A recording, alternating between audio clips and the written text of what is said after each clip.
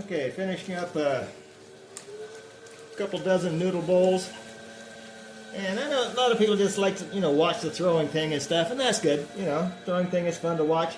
But I think I might just, toss in some personal opinions about pottery every now and then.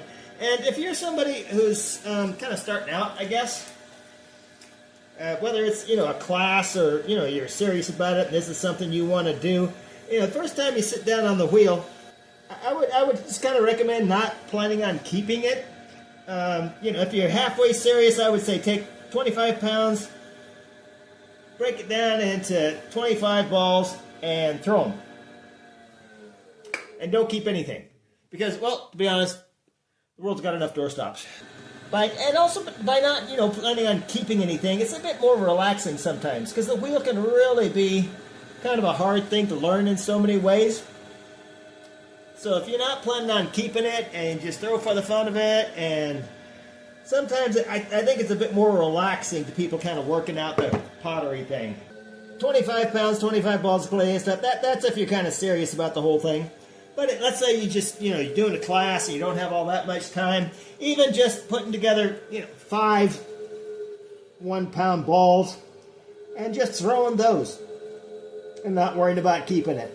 Just kind of that first time on the wheel, not thinking, oh, I've got to make something, I think it's just kind of a better approach to just, relax a little bit and not worry about what you're making. Kind of figure out the wheel, figure out the clay, and just kind of take that stress of, oh, I got to make something out of the equation to learning how to center, to learning how to pull, to just overall learning how to make a pot. I always kind of think, it's nice to have that first experience a bit more relaxed with the clay. And eventually, you kind of figure things out, how to do it, and you can just take off. And here we're just finishing up.